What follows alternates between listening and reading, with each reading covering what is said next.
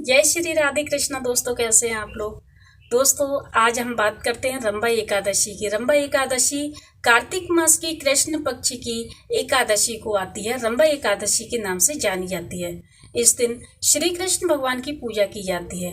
उनको खूब अच्छे से पूजन किया जाता है, इसीलिए मंदिरों में खूब धूमधाम से उनकी पूजा होती है और सभी लोग खूब दान पुण्य करते हैं और व्रत भी रखते हैं। इस दिन गंगा स्नान का बहुत बड़ा महत्व माना जाता है, क्योंकि कार्तिक मास में दीपदान का भी महत्व बहुत बड़ा होता है। इसलिए कई लोग गंगा स्नान करते समय वो गंगा जी में दीपक प्रज्वलित करते हैं, दीपक को दीपदान करते हैं। इस दिन दान करने का बहुत बड़ा महत्व होता है।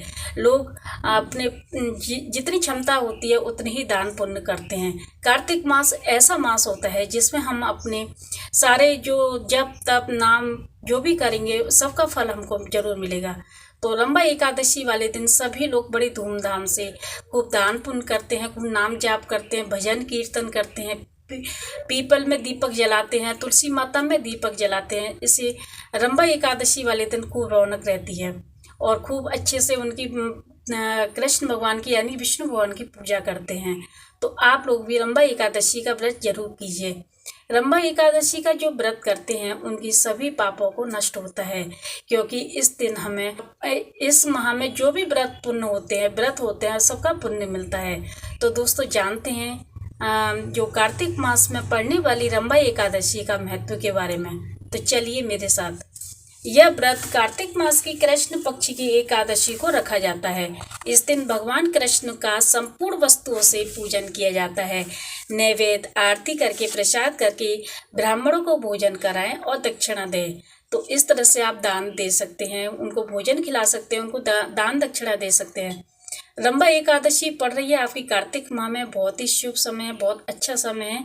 इसीलिए जितना हो सके आप पुण्य कमा लीजिए, क्योंकि एक माह के लिए जो कार्तिक मास आता है इसमें सभी लोग बहुत नाम जाप करते हैं, दीप दान करते हैं, ब्राह्मणों को भोजन खिलाते हैं, जितना उनसे बनता है वो उतना करते हैं। इसकी कथा इस प्रकार है, हम आपको इसके बारे में कथा सुनाते हैं। पुराने समय में मुचुकुंद नाम का एक दानी था, धर्मात्मा राजा था।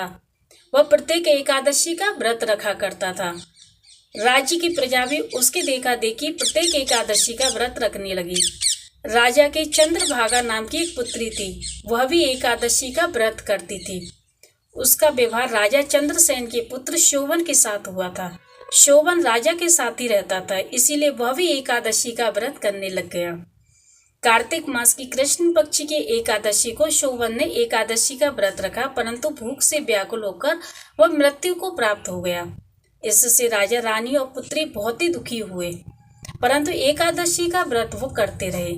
शोभन को व्रत के प्रभाव से मद्राचल पर्वत पर स्थित देवनगर में आवास मिला, क्योंकि जैसे कार्तिक माह में अगर किसी की मृत्यु हो जाती है ना, तो बहुत ही हमें जैसे पूरा विश्व भगवान का धाम मिलता है, हमें वैकुंठ धाम मिलता है, हमें बहुत स्वर्ग की प्राप्ति होती है। इसीलिए इस माह में अगर किसी की मृत्यु होती है बहुत ही शुभ मानी जाती है। वहाँ उसकी सेवा में रंभादी अप्सराएं तत्पर थीं। अचानक एक दिन मुकुचंद्र मद्राचल पर्वत पर गए तो वहाँ शोभन देखा। घर आकर उन्होंने सब वृतांत रानी और पुत्री को बताया। पुत्री यह समाचार पाकर पति के पास चली गई। दोनों सुखपूर्वक जीवन व्यतीत करने लगे। उनकी सेवा में रंभादिक अप्सराएं लगी रहती थी, इसीलिए इस एकादशी को रंभा एकादशी कहते हैं। दोस्तों, अगर कोई व्रत रखता है, विष्णु भगवान का व्रत रखता है, तो इसमें क्या होता है, एकादशी का जो व्रत होता है बहुत ही महत्व माना जाता है। तो एकादशी का व्रत सभी लोग रखते हैं, ज़्यादातर लोग एकादशी का व्रत रखते हैं। ये भगवान विष्णु का व्रत माना जाता है, इसीलिए इनकी पूजा भी बहुत ही सरल होती है और साक्षात हमें स्वर्ग की प्राप्ति होती है। इसीलिए भगवान की पूजा और एकादशी का व्रत जरूर करना चाहिए। तो ये थी हमारी रंभा एकादशी का व्रत, जो कि कार्तिक माह में पड़ती है। तो आप सभी लोग रंभा एकादशी का व्रत जरूर रखिए, क्योंकि ये शुभ फल देने वाली होती है। तो दोस्तों, ये थी रंभा एकादशी। और अगर आपको ये वीडियो अच्छा लगा हो तो इसे लाइक करें, सब्सक्राइब करें। जय श्री राधे कृष्ण।